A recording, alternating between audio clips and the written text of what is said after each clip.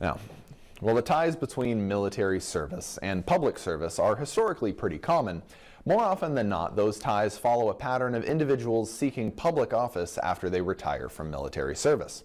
For Senator Dan Sullivan, however, that was not the case, and he has only recently retired from his military duties. Adrian Peterson had a chance to meet up with the junior senator a couple of weeks ago at the World Ice Art Championships and shares more tonight about the Sullivan's career in the armed forces in this week's military report.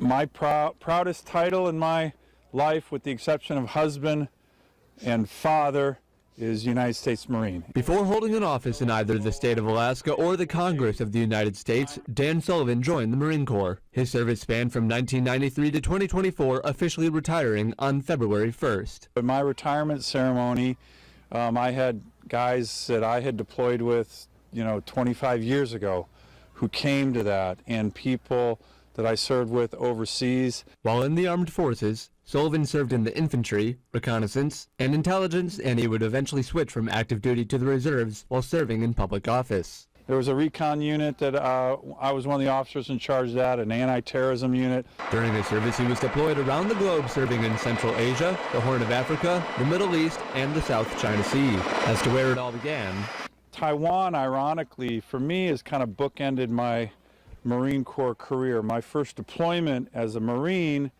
was actually to the Taiwan Strait. In 1995, Sullivan took part in the Third Taiwan Strait crisis.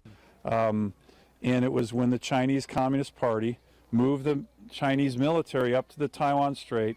They started shooting missiles very aggressively over the island of Taiwan because Taiwan was having its first presidential election. Taiwan was also the focus of his final assignment while serving as the Chief of Staff for the Marine Forces Pacific Command. With veteran status on the horizon, Sullivan kept the challenges of leaving the service in mind. One of the things that I really wanted to do when I got to the Senate was be both on Armed Services and Veterans Affairs, because the veteran community is so important to Alaska, but help our veterans during that transition period. You have a lot of veterans who leave the military, they've had a sense of mission, they've had a sense of working together, camaraderie, and they get out and they can lose that. And for yourself, what does it mean to be making that transition right now?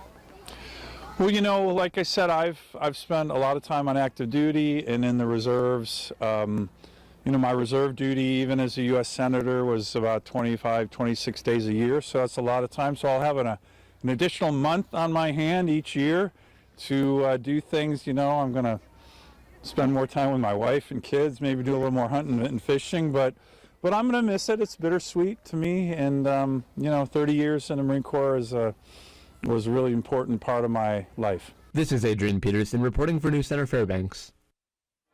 The Military Report is brought to you by veteran-owned Walden Home Group.